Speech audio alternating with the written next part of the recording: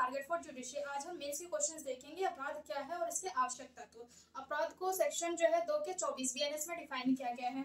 इसमें कहा गया कि उपखंड क और उपखंड ख में उल्लिखित जो अध्याय हैं और धाराएं हैं उसके सिवाय उस संहिता द्वारा जो है उसके सिवाय अपराध शब्द जो है इस संहिता द्वारा दंडनीय कोई बात अभिप्रेत है। अब हम देखते हैं कि ब्लैकस्टोन ने क्या डेफिनेशन दी है। ब्लैकस्टोन ने कहा है कि निषिद्ध या समादेशित करने वाली सार्वजनिक विधि के अतिक्रमण के रूप में किया गया कोई भी कार्य या लोभ अपराध कहलाता है। यही स्टेटमेंट जो है ब्लैकस्टोन ने commentaries of the law of England book में ये डिफाइन किया गया है। दूसरा देखते हैं बेंथम। बेंथम ने कहा कि अपराध वह है जिसे विधि ने अच्छे या बुरे कारणों से निषिद्ध किया हुआ है। अब देखते हैं कि अपराध के आवश्यक तत्व। अपराध के 4 आवश्यक तत्व होते हैं। पहला होता है व्यक्ति, कार्य, आपराधिक भावना और क्षति।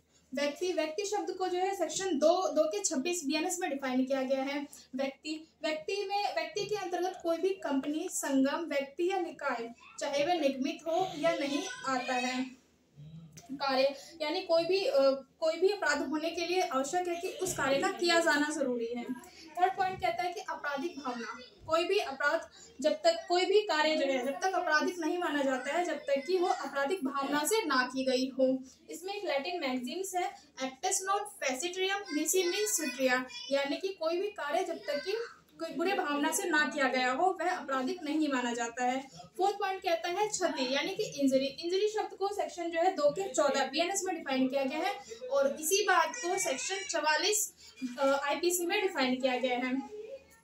अब आपराधिक भावना, जो आपराधिक भावना है आपराधिक भावना के अपवाद के बारे में बात करते हैं, यानी कि कुछ ऐसे जो है परिस्थितियां बताई गई हैं जहां पर आपराधिक भावना हो या ना हो वहां पर 100% लाइबल ही होंगे, यानी कि आपराधिक भावना की आवश्यकता नहीं पड़ती, उसके बाद भी वो पर्सन जो है लाइबल होता है। जैसे कि डिफॉर्मेशन यानी कि मानहानि हो गया, न्यूसेंस हो गया, स्ट्रिक्ट लाइबिलिटीज यानी कठोर दायित्व, एब्सोल्यूट लाइबिलिटीज यानी कि पूर्ण दायित्व हो गया, बाइगेमी यानी कि किसी व्यक्ति ने दुर्विवाह किया है वहां पर भी उसकी आशय होना जरूरी नहीं है, वो लाइबल होगा। फिर भी किडनैपिंग में भी व्यक्ति जो है उसका आशय हो या ना हो, यदि उसने किसी हम देखते हैं इस जो टॉपिक है इसमें जो है प्री के क्वेश्चंस जो है कैसे कैसे बनते हैं।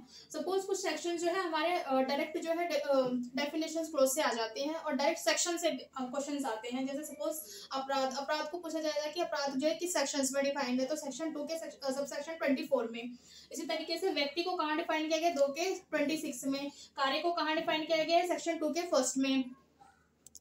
ठीक है, क्षति को कहाँ डिफाइन किया गया है सेक्शन 2 के 14 में, यानी कि 2 के 14 में। अब हम देखते हैं जैसे कि जो ज्यूरिस पढ़ते हैं हम, जो प्री में क्वेश्चंस आते हैं वो आता है कि बेंथम, जैसे कि इसकी जो है ज्यूरिस की पूरी डेफिनेशन दे दिया और उसमें ये पूछा जाएगा कि किस ज्यूरिस ने ये बात कही है, तो ये चीजें ऐसे कवर हो जाती हैं। अपराध के आवश्यक तत्व में से प्री में जो क्वेश्चंस बनता है वो बनता है कि कुछ टॉपिक्स में नाम दे देंगे और उसमें ये पूछा जाएगा कि क्या हेतु अपराध के आवश्यक तत्व में शामिल है या नहीं, तो आंसर जो होगा कि नहीं होगा, क्योंकि हेतु जो है वो हमारे इंडियन एविडेंस एक्ट यानी कि भारतीय साक्ष्य अधिनियम में बताया गया है, यानी कि अपराध के आवश्यक तत्व में हेतु शामिल नहीं है, केवल ये 4 पॉइंट यानी कि व्यक्ति, कार्य, आपराधिक भावना और क्षति का होना जरूरी है।